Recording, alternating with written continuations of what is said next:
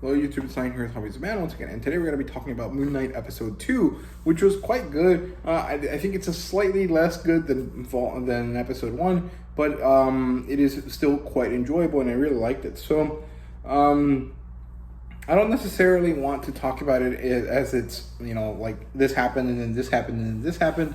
I'm just going to talk about it holistically, so if you're not interested or you haven't watched it yet, this is going to be a spoiler-filled discussion, so please click away if you haven't seen it. So yeah, Moon Knight 2. Basically, we get to see the fallout from the end of episode 1, where Stephen Grant is being chased by this like zombie jackal thing, and he tries to go back into the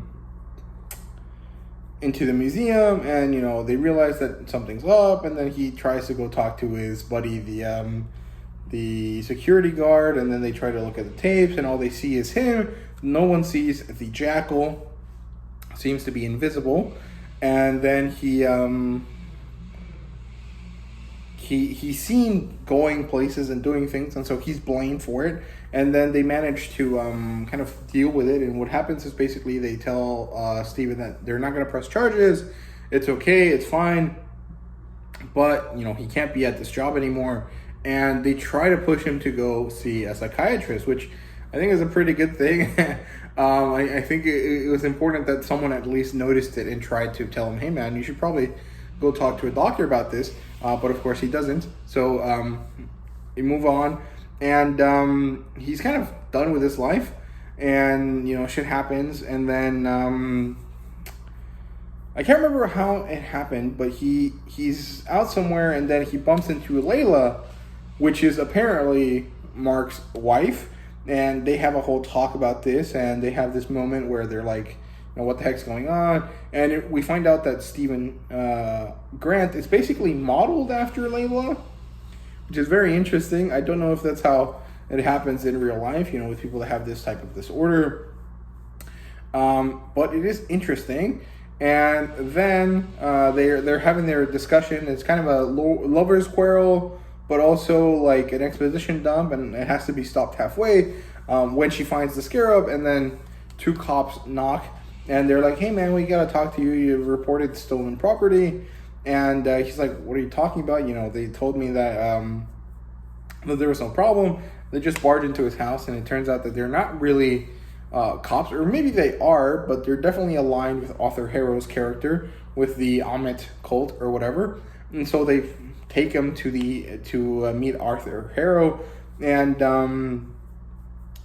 I think this is where it kind of loses my interest a tiny bit. Now, that's the wrong way to phrase it. This is where things change for the show, and I'm not exactly sure that I love the speed at which they change for the show. So, he gets to Arthur Harrow's place, and him and Arthur Harrow have a conversation. He walks him through his cult base or whatever, and then they sit down to have some lentil soup, which is interesting. And then they have this discussion, and they're talking back and forth. They're kind of comparing their ideologies, and also we're learning a lot about Mark Spector and Stephen Grant, because he's telling all of this information to us. Arthur Harrow is telling Stephen, who is basically the everyman character that we're kind of learning of the story from, and we get to unravel all of the secrets of Mark Spector basically in this 5-minute conversation in the whole story, in the whole episode, which is about an hour long. And so I feel like the mystery of who the character is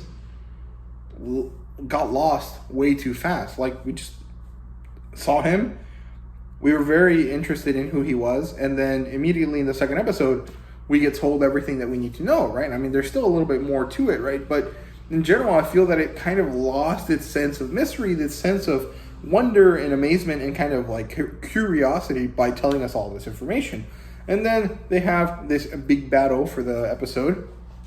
It's another jackal, and we get to see that Stephen and Mark are not on the same page. Mark wants to be put in charge, and Stephen doesn't want him to be in charge.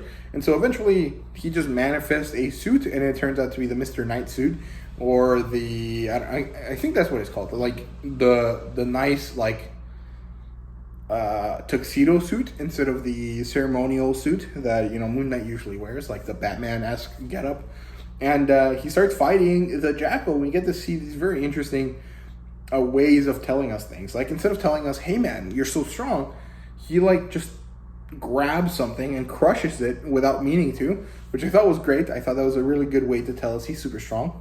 So he definitely has power-ups because of this, but he is not skilled naturally. And so he basically fails. But, it's very, very good. So I really enjoy that fight scene. And they have this funny little dialogue between Mark and Steven where it's like, "Oh man, nice punch." And Steven was like, "Yeah, thanks." And they have this really funny moment. Like, Steven is a very good comedy character. I quite like him a lot. And it's fun that, Oscar Isaac gets to play both of these characters quite well. I really actually enjoyed that a lot. And eventually, Steven has to give power to Mark because he doesn't have the skills necessary to get rid of this Jackal character. And so they switch. And now, we get the normal Moon Knight suit.